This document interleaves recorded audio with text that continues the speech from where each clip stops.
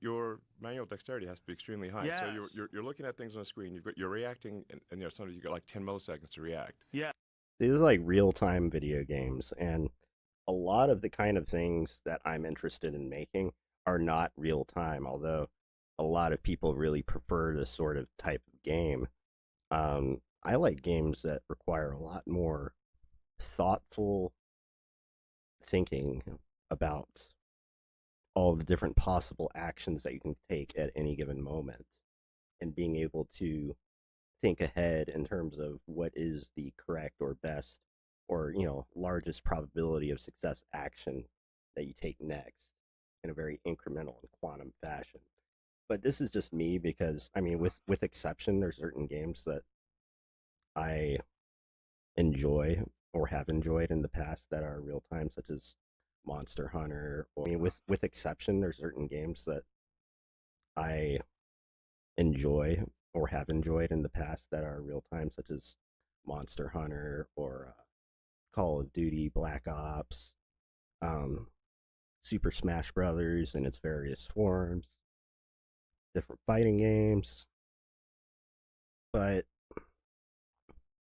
as much as I love real time strategy as a genre, I fucking suck at it.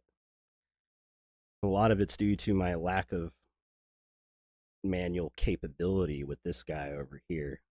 See, I've got a normal left hand, and I've got this right hand that's bent at the elbow, bowed at the forearm, and the knuckles are fused in a semi-clenched fashion, and I can't extend a couple months. And if there is a God and a Christ, and all of my prayers to Satan are to be neglected in favor of the true God and order of the universe, it was Jesus who told me, "You hang on long enough and we'll fix this shit." And I'd like to believe that there is a reason still, and that I might one day be able to experience what it's like to have 10 working fingers, so that I might type properly and really fly, for lack of a better word. Yes. A surgeon. Well, I think it certainly would be a very good test to see if somebody can't play video games well. Like, that means, because you got to move both hands simultaneously. Right. You got to react to something very fast. Then on the I think training in conjunction with video games could be very, very useful for creating incredibly skilled workers of any sort of profession. Using surgeons as an example. the screen. So, and if your keystrokes or your mouse clicks or whatever are wrong, then you lose the game.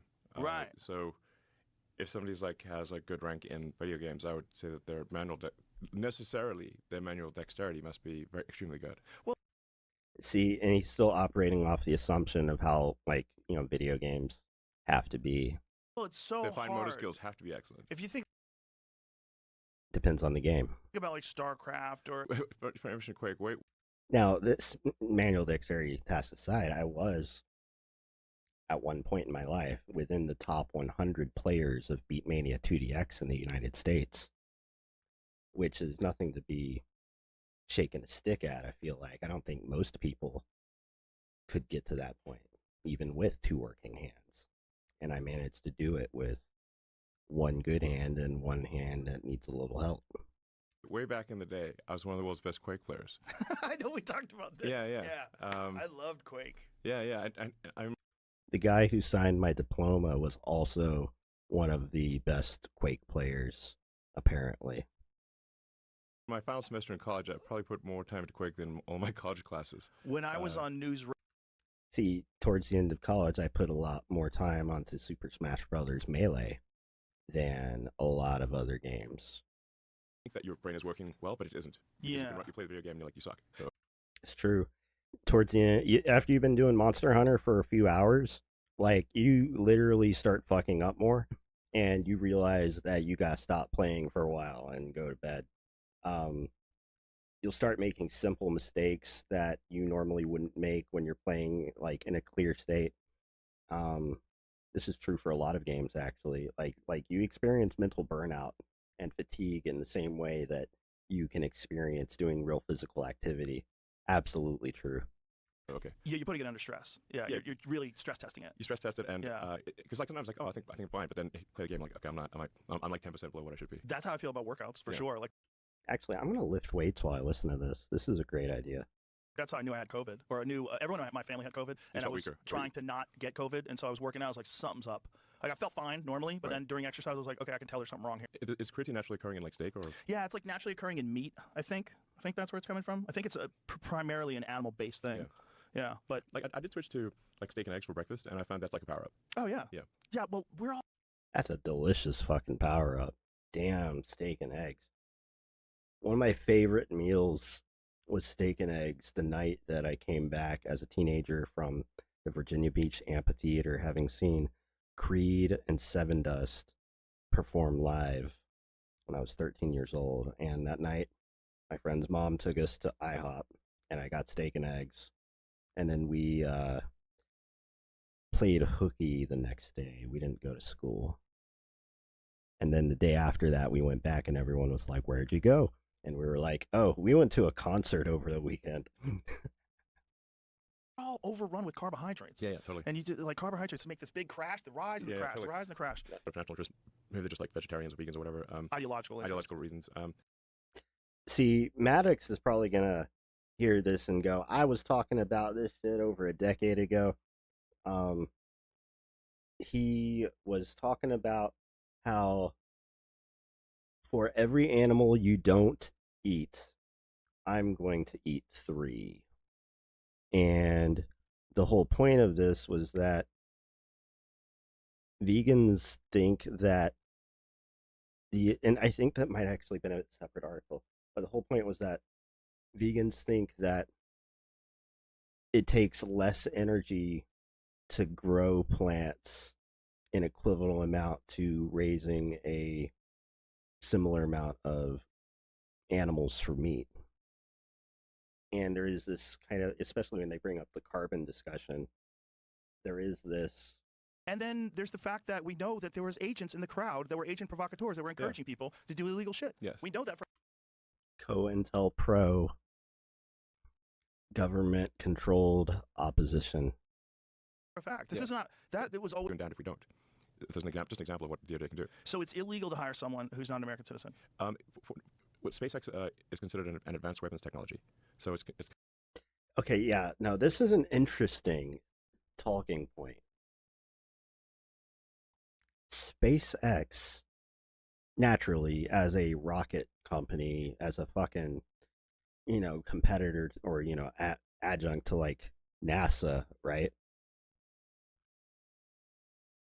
Big technology. Munitions embargoes may or may not still exist in the United States. You're not allowed to export certain technologies.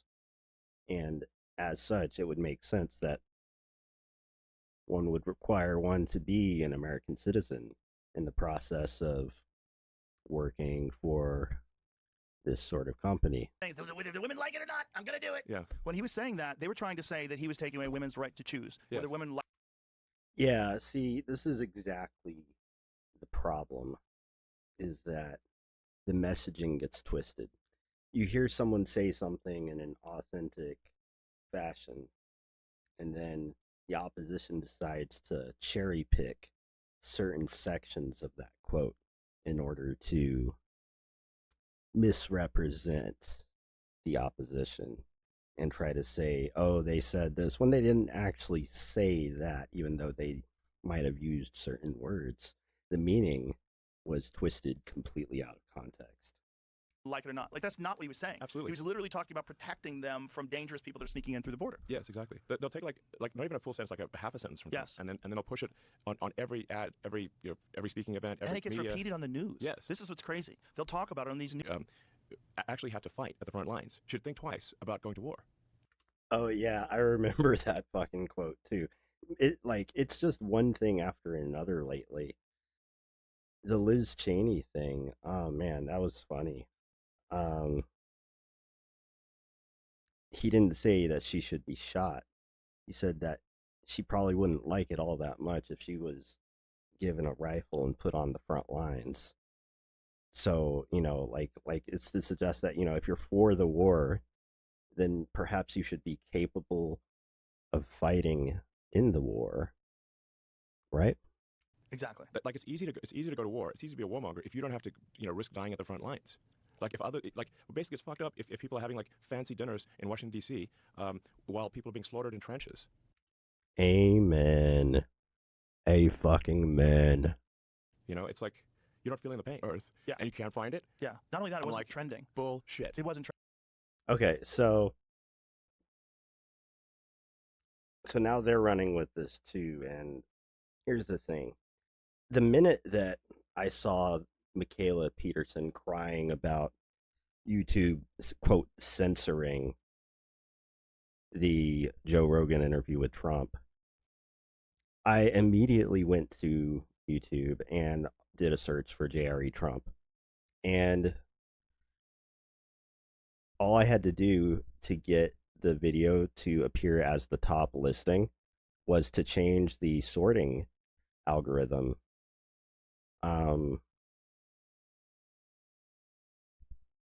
In fact, I should do that right now, but I'm not going to. But the point being is that I don't believe that it was YouTube actually combined with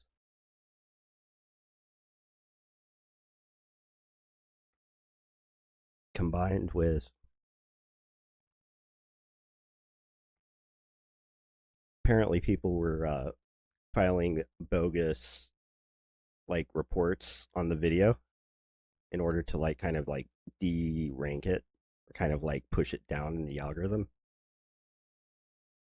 Between these two things, I think that would have been sufficient to cause the video to be very difficult to find with a simple search. But all you had to do, because it easily had more views than any other video under the same search, all you had to do was change the sorting to view count. So it's sort by view count. And that way it would appear as the top video. More because of you. And if it wasn't for you, I think they would have had total control of social media by now. Yeah, they would have they banned so many accounts during the pandemic, so many dissenting scientists and doctors and physicians. They banned so many conspiracy theorists, so many people that colored outside the lines. They would have done. They do bring up a good point, though. There is a layer of plausible deniability that exists in these systems, so that if your content were to be delisted or pushed down in the algorithm, they could just say, oh, hey, I guess it's not that popular. Done that everywhere, and it probably would have. I think even what's going on at Facebook, they're being more lenient. You hear Zuckerberg talking about taking a more libertarian stance. That's entirely reaction to the way Twitter has kind of moved the watermark. Exactly. So as soon as any company steps out of line and is willing to actually have the truth debated on their platform, it forces the other platforms to allow things to be more truthful, to not censor, because their censor becomes glaringly obvious. Yes. Yes. And the best thing I found as a rebuttal, like if there's a hoax, is just go to the source. True. That's true. Yes. I've heard of abuse on the community notes platform. Now that they start talking about it, it's not the first time, but it's an interesting feature, so that there can be at least some sort of context provided by outside sources to an initial post, so that nobody can really be caught bullshitting. And like I said, the best way to understand the truth of things is don't take anyone's opinion for it. Look at the source material. It's like look at what someone actually said, look at what someone actually did, look at the real videos of the situation, and then you'll know what's real. So as of today, when you were literally on your way here, you sent me this text saying that they're trying to lock you up in jail in Pennsylvania. Tell me what the fuck is happening. Well, there's a classic sort of Soros DA situation. So we're making a lot of progress in Pennsylvania. So I've given a whole bunch of talks throughout the state, because Pennsylvania's the linchpin in this election. Whoever wins Pennsylvania wins the election. So I've been giving. And I spent 3 years in Pennsylvania. I went to college in Philadelphia. So it's not like I'm not a total stranger to the state. I spent 3 years there. and we organized this petition in support of the Constitution, which I think is a good thing, and specifically in the UK. You're saying, I think the number of people that have been arrested for just social media posts is bananas. It's in the thousands. yes, several thousand people have been given prison sentences in the UK for social media posts where there was no explicit link to actual violence. But I've heard of this shit. This shit is fucking insane.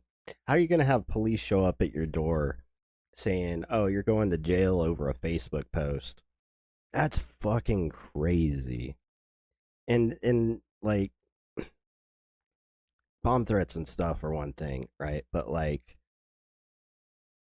posting an opinion that like your government doesn't like, come on. they just said it encouraged violence. I'm like, well, did anyone actually do anything as a result of that media post? Well, no. But they just and then they have a prisoner overcrowding situation in the UK, so they're quite literally releasing convicted pedophiles and putting people in jail for Facebook posts. There's an actual thing happening in Britain. That is so wild. Like you're like, It's so wild that what people the can't fuck, is going on? And what's insane to me Make is oil that, fiction again. yeah, You know? But it's all being encouraged by the left. Ketanji Brown Jackson, John Kerry, John Hillary Kerry Clinton. was one of the people who said that he's on camera like a few weeks ago saying that the First Amendment is an obstacle. Hey, maybe that's where it came from, since that's where the virus started. What do you think, guys? Yeah. They kicked you right off of YouTube. Yeah. Yes, exactly.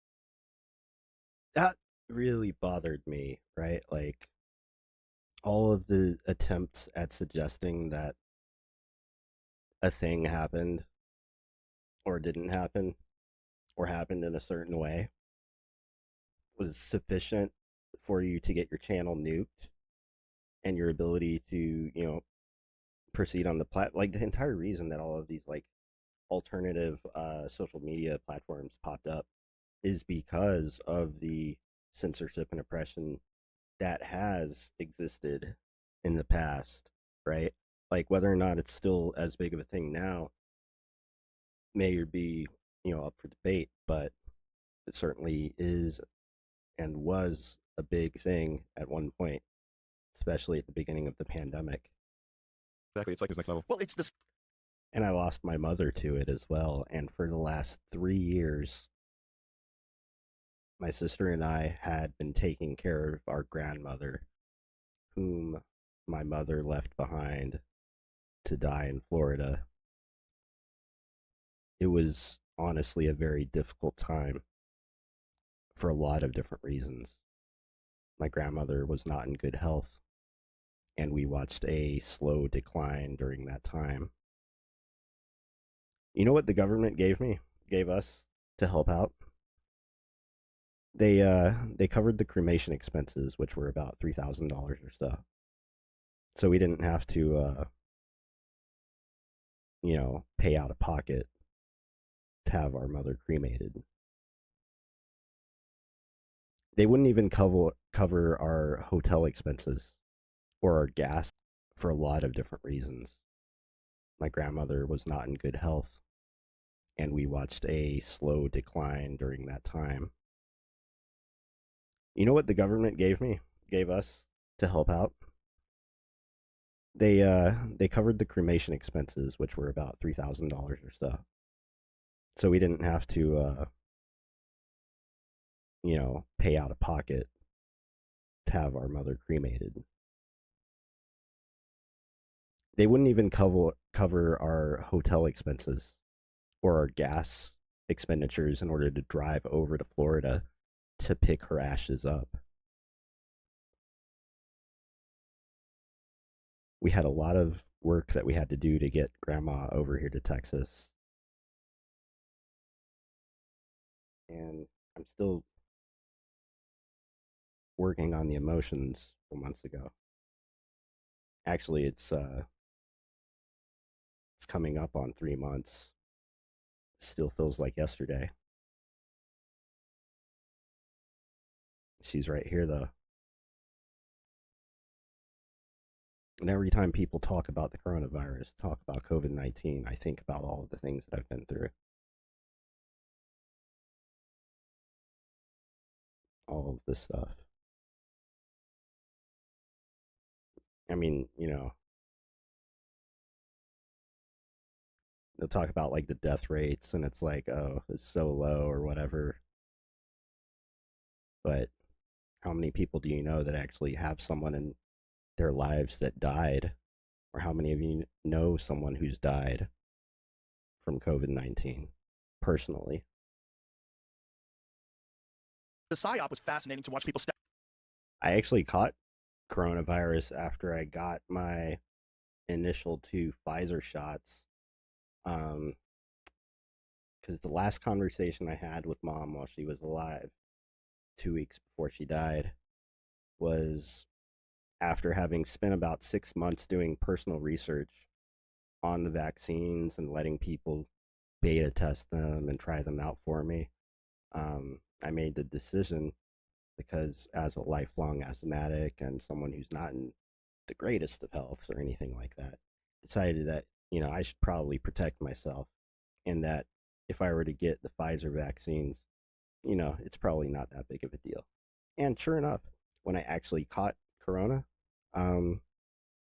as someone who's been in and out of the hospital at various points in my life for different lung related illnesses such as bronchitis, or probably not that big of a deal.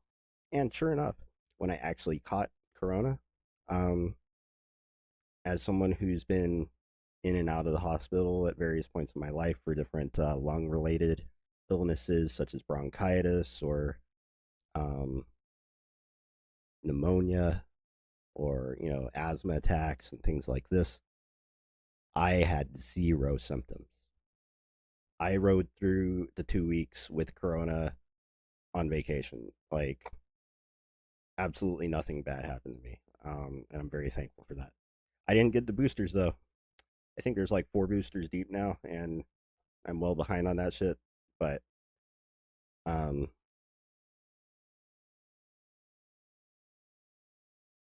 yeah. Bullshit. Yes. And they pushed it on the whole world. And if you didn't say that at a cocktail party, you were a pariah. Yes. And you were an anti-vaxxer. It was totally psycho. It was like being a Holocaust denier. You get kicked out of polite society. Exactly. Fucking bananas. You're shitty at 1/3 of the things that you say are okay. Yet you're trying to stop MDMA therapy for veterans. Yeah, they should let MDMA through, honestly. I think that actually help a lot of people. It would help a lot of people. Help a lot of people. There's a lot of different therapies. Did they just say that 1/3 of all the drugs that the FDA approves get pulled? Like pulled off the shelves?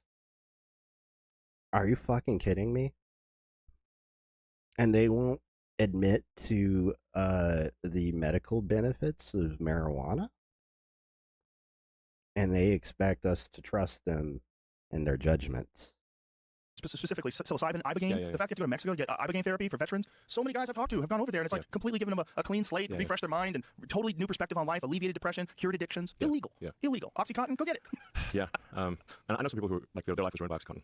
Because I mean, it really depends on somebody's individual biochemistry. Like to me, opioids are not addictive to me. Like I've had them when I've had operations or something, and people give like France a hard time about capitulating in World War II. But you know what's worse than Nazis? Nazis on meth. Nazis. They're not stopping. Norman Goldwyn they're like 6 bullets. They're still coming. That book over there, Blitzed, is all about the use of methamphetamines and the different drugs that they gave their soldiers. The guys at the front of the line to give the most meth. They have different dosages. Yeah. I mean, you just basically think you're invulnerable in meth. And it's a really fun thing to think about when you talk about Nazi super soldiers and the fact that the great secret, and I think Hitler himself also had a bad meth problem, because they were giving the meth to the Nazi SS super soldiers who were able to stay awake for days at a time and all of this stuff, but ultimately would have a negative effect. Maybe that's actually what took down Nazi Germany, was the meth use. So it's one thing, have like the Nazis on Nazis on meth. You're like, holy shit, those fuckers are not stopping. For 3 days. They're not stopping. It's so crazy. Yeah, that's not a statement. Meth made me a better person that you hear very often. I've never heard that before. No, you hear a lot of like psilocybin advocates. You hear a lot of people that talk about psychedelics. Exactly. I've actually heard many people say that just angry, like extremely angry, all the time. Yeah, they're methed up. That's what happens if you take meth. It's crazy. You turn it, like meth turns you into a freaking rage demon. So Adderall I've tried a couple times in small doses in conjunction with cannabis, and it felt really good. I was taking like super small doses, like 5 milligrams, and I would take that and then I would smoke some weed and I would do some work and then I would smoke a little more weed and it would really kick in and I was flying. But honestly, it may not be the right substance for me in a general sense, because I was very easily distractible under that regimen. Like I could be locked in, headphones, typing on my computer, working on some shit, and under that regimen. Like I could be locked in, headphones, typing on my computer, working on some shit, and if someone knocked at my door, that was it. Game over. I wasn't getting any more work done. It was very hard to get back to tasks because I would just move on to the next thing after that. And if I like if I could do it again in an isolated environment where I had enough food and stuff where I didn't have to like leave the house for a long time and I could just focus on stuff and turn off all my distractions and really just focus on work, I would be really curious to see how effective I would be at actually getting things done in that situation where I have a lot more control over my environment. And so, and so like, many prescriptions. I'm like, gee, that's... We Googled it, like 1 year, there's like 39 million prescriptions for Adderall in this country. Oh, yeah, like once in a while there's like an Adderall shortage, and like there's like widespread